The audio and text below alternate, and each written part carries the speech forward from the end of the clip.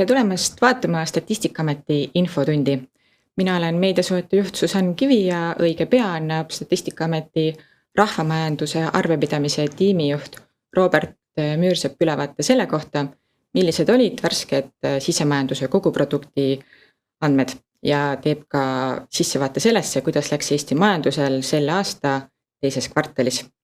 Aga enne veel, kui liigume värskete SKP andmete juurde, teeb ameti peadirektor Urmet Lee põgusa ülevaate selle kohta, kuidas läheb palgaandmete uuendamisega ja milline on palgaandmete uuendamise hetkeseis. Teie küsimused nii SKP kui ka palgaandmete kohta on väga oodatud. Küsimusi saab küsida siinsamas ülekande all kommentaariumis ja neid võib ka saata aadressil press@stat.ee. Küsimustele vastamise aja jätame infotunni viimasesse ossa. Ülekanne on ka järelvaadatav, ülekande salvestuse lingi ja ettekande slaidid lisame Statistikaameti kodulehele SKP pressiteate juurde. Minu poolt head vaatamist ja Urmet, palun. Tere hommikust ka minu poolt kõigile, kes meiega on liitunud nüüd otse ülekandes ja kõigile, kes seda ülekannet hiljem vaatavad. Tõesti enne, kui Robert saab hakata rääkima sellest, kuidas Eesti majandusel on läinud, siis ma hea meelega lühidalt annaksin ülevaate sellest väga kahetsusväärsest juhtumist, mis sel nädalal toimus keskmise palgastatistika avaldamisega. Me avaldasime valed andmed ja oleme nüüd circa 2 päeva proovinud võimalikult kiiresti sellele olukorra lahendust leida ja meie optimistlik prognoos oli see, et me saame täna veel enne seda, kui siis majanduse teise kvartali andmetest rääkida, anda ka uued keskmise palga andmed. Nüüd, mis vahepeal juhtus, on see, et me avastasime vea, mis on juhtunud olukorras, kus maksuametist saabunud tulu ja sotsiaalmaksu deklaratsiooni andmed on meie juurde jõudnud ja neid on ette valmistatud siis analüüsiks. Seal ei ole käivitunud juuli ja augustikuus üks kontrolliprogrammi jupp, mis peaks tegelema sellega, et andmebaasi sattunud duplikaatkanded sealt välja võtta. Need jõudsid edasi analüütikute kätte ja viisid selleni, et me jõudsime väga müstiliste lõppnumbriteni. Nüüd, kuidas need duplikaadid kõik üles leida?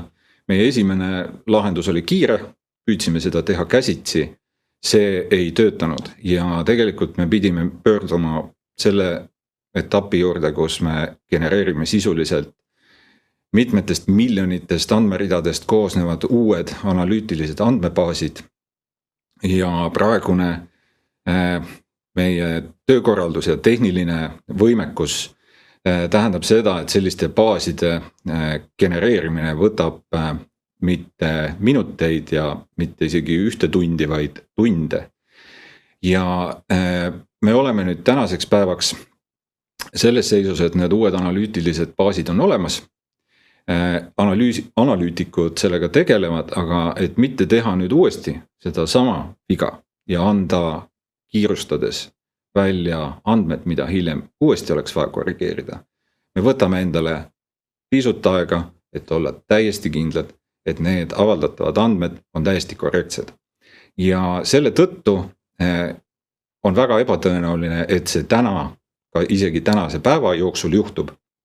Aga me anname endast parima, et esimesel võimalusel need andmed avalikkusele kättesaadavaks teha. Ja sellega mina oma kokkuvõtte hetkel lõpetakski, kui on küsimusi, siis nagu Susann ütles, neid on võimalik esitada chatis, hea meelega vastan nendele. Aga nüüd ma annaksin sõna siis Robertile, kes räägib sellest, milleks tänane kokkusaamine üldse kokku kutsutud on. Aitäh!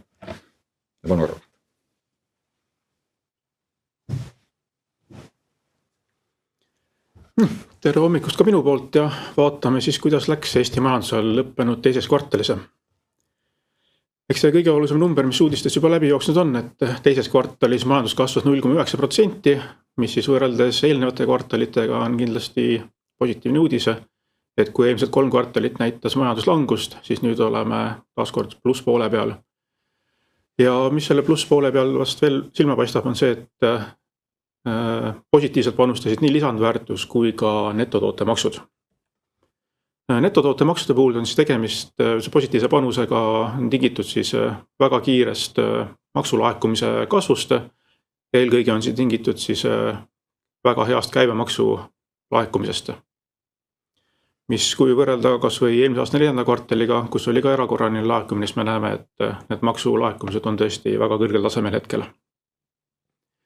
Lisandväärtuse juurde minnes, siis see pilt on selline, nagu ta meile juba siin viimase aasta jooksul on tuttavaks saanud, et on tegevusalade käekäik on umbes pooleks, et circa pooled panustavad majandusse positiivselt, umbes pooled negatiivselt. Seekord siis positiivse poole pealt paistis eelkõige silma energeetikasektor ja ka kinnisvaraalane tegevus. Suuremad sellised negatiivsed panused tulid veondusest, laondusest ja ehitusest, mis siis muidugi summaarselt jäid küll positiivsele poolele alla. Aga valdav enamus tegevusalasid, nagu siit graafikult näha, et nende panus SKP-sse on olnud tagasihoidlik. Ükskõik, kas me räägime positiivsest või negatiivsest panusest. Ja seda ka tegelikult suurte tegevusalade puhul nagu info ja side ja töötlev tööstuse, mis piltlikult öeldes jäid siis teises kvartalis eelmise aasta teise kvartali tasemele lisandväärtuse osas.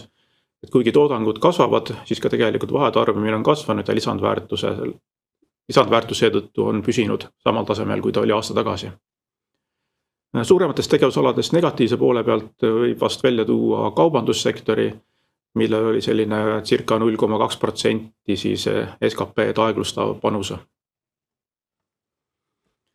Kui me vaatame viimase aasta jooksul suuremate tegevusalade käekäiku, siis siin on väga erinev pilt. Nagu näiteks kutseteadus, tehnikaalane tegevus on püsivalt plusspoole peal olnud, info ja side, siit ongi need töötlev tööstus samamoodi, et kuna nüüd see lõppenud teine kvartal oli neil selline väga, jäädi eelmise aasta tasemele, siis siit ka seda kasvu näha ei ole. Ehituse käekäik on tasapisi paranenud, kuigi lisandväärtuse langus on jätkunud.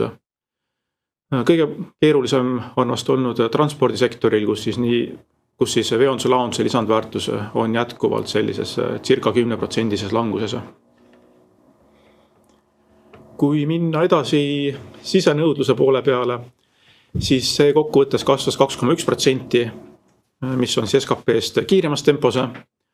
Eratarbimine suurenes majandusega samas tempos 0,9%. Eelkõige kasvasid kodumajapidamiste kulutused, kindlustus finantsteenustele, infole, sidele, vabale ajale, spordile, kultuurile, aga ka kodusisustusele.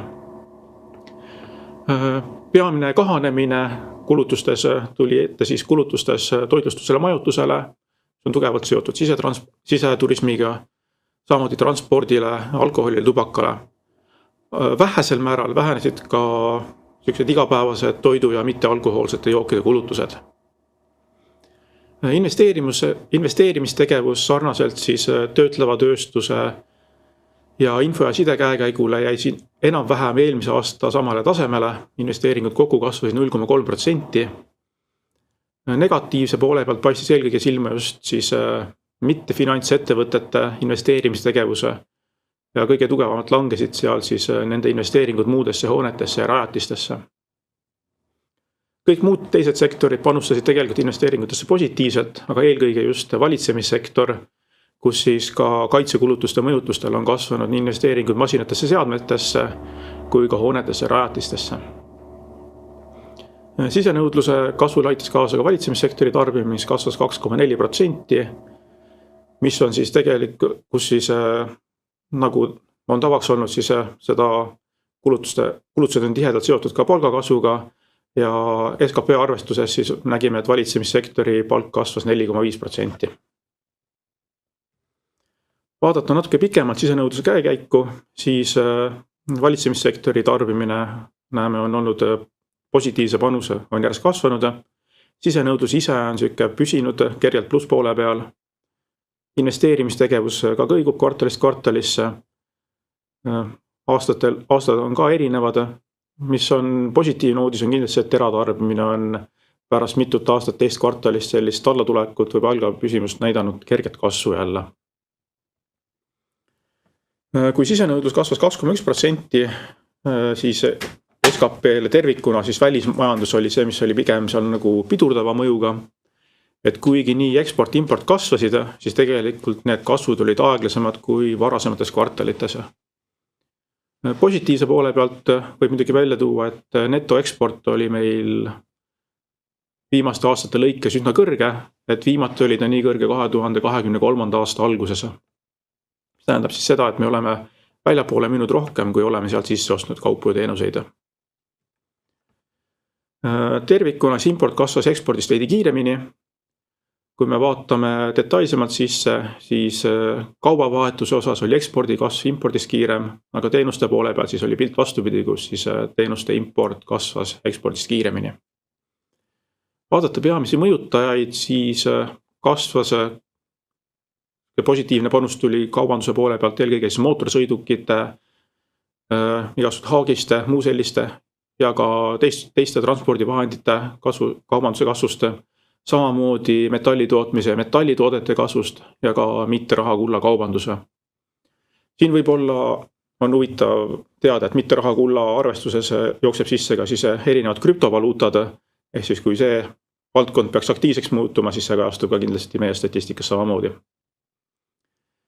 Teenuste poole pealt siis positiivse poole pealt suurenes arvutiteenuste, töötlemisteenuste ja muude äriteenuste vahenduse, seda nii ekspordi kui impordi puhul. Ja vähenemine paistis eelkõige silma ehitusteenustes ja raudtee kaubaveoteenustes. Kui panna Eesti majanduse käekäik konteksti, siis võime kõrvale võtta siis teise kvartali majanduskasvu näitajad Euroopas. Nagu näha, siis me oleme seal Euroopa Liidu keskmise lähedal, et valdav osa majandusi tegelikult selliseid suuri muutusi hetkel ei ole, et kas on meist natukene kiiremad kasvud kuni üle 2% või siis on ka tegelikult madalamaid kasvusid mitmetel meie olulistel kaubanduspartneritel, näiteks Rootsi on meiega samas suurusjärgus, Soomel läheb kehvemini. Mis on võib-olla veel huvitav, et kui me vaatame viimaseid 2-3 kvartalit, siis tegelikult meie naabrite ja partnerite käekäik ei ole mitte paranenud, vaid Rootsi-Soome majanduskasvu numbrid on tulnud allapoole, mis kindlasti on ka meie majandusele jälje jätnud. 2 nädalat tagasi, augusti keskel, me avaldasime ka SKP revisjoni, mis on siis selline tavapärane igasuvine protsess meil, kus me vaatame üle viimase 4 aasta avaldatud SKP andmed. Põhjused on mitmed. Peamine on see, et selle aja jooksul me saame uusi andmeallikaid ja valmivad ka detailsemad arvestused. Kõige detailsem arvestus, mida SKP kontekstis tehakse, on siis pakkumise kasutamise tabelid, kus siis ka kogu majanduse nõudluse pakkumise pool tasakaalustatakse ära. Ja see võetakse siis ka nii-öelda kvartaalsesse arvestusse, tuuakse need andmed sisse. Aga lisaks on muud, näiteks 23. aasta oluliselt, kus siis lisandusid ettevõtete majandusaasta aruanded, nende pealt tehtav statistika ja samamoodi mitmed muud aastased uuringud on meile sinna sisendi andnud. 22-24 aasta, seal siis korrektsioonid vastavalt sellele, et kuna eelmistes aastates arvestuste baasid muutuvad, siis ka tegelikult on loomulikult ka nendele aastatele teatud mõju arvestustes. Kui vaadata revisjoni tulemusi, siis sellist väga suurt muutust SKP trendide üldpildis ei ole, on mõningaid nihkeid üksikutes perioodides ülespoole allapoole, et kes soovib andmebaasis täpsemalt vaadata, siis seal on näha, et kvartali kasvudes on selgemaid mõjutusi, mõnes aastas eelkõige on just 1.–4. kvartali kasvud rohkem muutunud kui aasta keskmiste kvartalite näitajad. Aga võttes siis majanduse käekäigu kokku, siis majandus kasvas 0,9% teises kvartalis. Positiivne panus energeetikast, kinnisvaraalasest tegevusest. Energeetika puhul tasub välja tuua, et midagi väga erakorralist seal ei ole, et pigem on oluline mõjutus tulnud sellest, et möödunud aasta teises kvartalis oli energeetikasektori lisandväärtus ka võib-olla tavapärasest madalam natukene. Üldpildis majanduse struktuur on selline, nagu ta on kvartaleid järjest olnud. Pooled tegevusalad on positiivse mõjuga, pooled negatiivsega. Ja need mõjud on sellised üsna tagasihoidlikud. Peamine pidurdus majanduskasvule tuli ehitusest ja transpordist. Mitmed sellised suured tegevusalad, info ja side, töötlev tööstus, kaubandus püsisid eelmise aasta sama taseme lähedal. Lisandväärtus kasvas siis suuresti tänu valitsemissektori lisandväärtuse kasvule, aga ka eelkõige just, et SKP kokku kasvas siis tugevalt tänu maksulaekumise kiirele tõusule. Eratarbimine kasvas majandusega samas tempos. Investeeringute käekäik iseloomustab väga hästi seda, et kuidas on läinud töötleva tööstusel ja info ja sidel, ühtlasi ka kaubandusel, et sarnaselt nendele tegevusaladele jäi investeeringute tase üsna samale tasemele, mis ta oli möödunud aasta samas kvartalis. Ja väliskaubanduse puhul võib välja tuua, et kasvu on aeglustunud võrreldes varasemate kvartalitega. Et see kindlasti on mõjutud sellest, et meie kaubanduspartnerite käekäik ei ole olnud ka kõige rõõmsam just. Ja see oleks siis minu poolt praegu kõik, et küsimused on oodatud ja teretulnud. On saabunud selline küsimus. Mis võib toimuda info ja side tegevusalal, mida sa juba ka mainisid, kus lisandväärtus esimeses kvartalis kasvas, aga on nüüd täiesti nulli lähedal? Jah, eks ta on see võib-olla, kui öelda statistikat kõige lihtsam ei olegi aru saada, et seda tasub kindlasti öelda, et toodangud kasvavad tegevusalades, et selles mõttes nagu tegevust on, et küsimus on pigem lisandväärtuses, kus mõjutavad kohati meil ka tegelikult üksikud suurettevõtted, kelle tegevuse võib-olla on natuke tsükliline või igas kvartalis nende tulemused ei ole päris identsed, et see jätab märgiga sellisele üldpildile. Ja teine küsimus puudutab meie välispartnereid. Kas Soome vähene majanduskasv võib mõjutada Eesti majandust ja seda alla tõmmata? Noh, eks Soome on meil ju suur kaubanduspartner, nende käekäik paratamatult meie majandust mõjutab, aga mitte ainult ettevõtete vahelise kaubanduses, vaid ka tegelikult turismis, et kui me näeme, et majutustoitlustus samamoodi ja turismiga seotud tegevusalad, et kuigi on sellest koroonakriisist välja tuldud, siis ega sellist suurt pidupäeva ei ole saabunud. Rohkem küsimusi praegu ei paista. Aitäh sulle, Robert. Aitäh, Urmet. Selleks korraks siis kõik ja kohtume juba järgmisel korral. Aitäh!